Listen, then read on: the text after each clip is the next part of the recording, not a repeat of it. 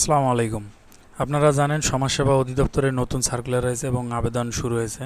যারা এখানে আবেদন করতে চান তারা লিঙ্ক অলরেডি ওপেন হয়েছে, লিঙ্কে ঢুকলেই আবেদন করতে পারবেন। সমাজসেবা অধিদপ্তর থেকে যে সার্কুলারটি হয়েছে এটি হচ্ছে মূলত সার্কুলার 30 জুনে সার্কুলারটি হয়েছে, আপনারা দেখতে পাচ্তেছেন।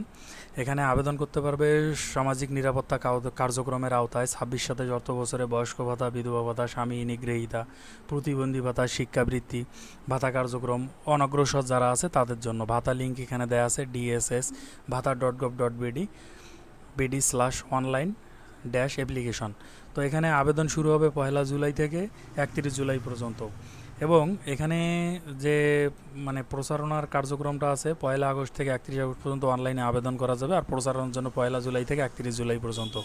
এখানে পরিপূর্ণভাবেই তথ্য দেওয়া আছে এবং অলরেডি সার্ভার লিঙ্ক ওপেন হয়েছে। সার্ভারের জন্য আসলে আমাদের এখানে যা যা প্রয়োজন হবে আপনারা একটু এক নজরে দেখে নিতে পারেন। সেটা হচ্ছে আবেদন শুরু 1 আগস্ট থেকে 26, আবেদন শেষ হচ্ছে 31 আগস্ট থেকে 31 আগস্ট 2026। কারা কারা আবেদন করতে পারবেন? 65 বছর বয়সী পুরুষ, 65-র বেশি হইতে হবে NID কার্ড অনুপাতে। দ্বিতীয় হচ্ছে 62 বছর বা তার উপরে মহিলা, 18 বছর বা তদূর্ধ্ব বয়সী বিধবা ও স্বামী পরিত্যক্তা মহিলা, যে কোনো প্রতিবন্ধী ব্যক্তি। প্রতিবন্ধীর জন্য কোনো বয়স প্রয়োজন নাই। অনাগ্রসর জনগোষ্ঠী 50 বছর বয়সী পুরুষ মহিলা। অনাগ্রসরের ক্ষেত্রে 50 বছরের উপরে যারা আছে তারা।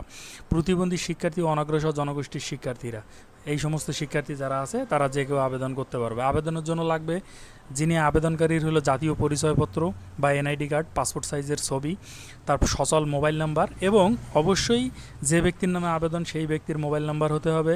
মোবাইলে অবশ্যই মোবাইল ব্যাংকিং অ্যাকাউন্ট খোলা থাকতে হবে, নগদ, বিকাশ, রকেট, এম ক্যাশ খোলা থাকতে হবে।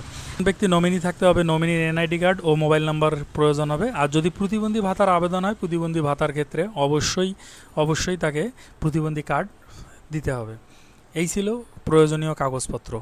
আমরা আবেদনের জন্য যে কোনো ব্রাউজারে যাব।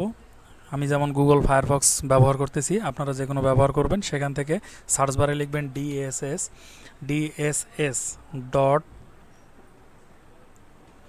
bhata.gov.application। অটোমেটিক এটা আপনার কাছে শো করবে, সেখানে ঢুকবেন। ঢুকে মিস অ্যাপ্লিকেশন DSS ক্লিক করলে আপনাদের ভাতা লিঙ্ক ওপেন হয়ে যাবে। একটু অপেক্ষা করবেন, আপনাদের নেট অনুপাতে ভাতা কার্যক্রমটি শো করবে আপনাদেরকে।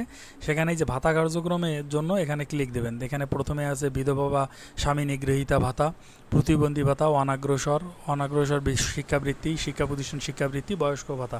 যার যেটা প্রয়োজন হবে এখানে ক্লিক দিলেই ওপেন হয়ে যাবে সার্ভারটি। এখানে নাম লিখতে হবে, বাংলা, ইংলিশ, NID কার্ডের নাম্বার, লিঙ্ক, এগুলো দেওয়ার পর নেক্সট করলে আপনাদের পরবর্তী অপশনে বাকি তথ্যগুলো চাবে।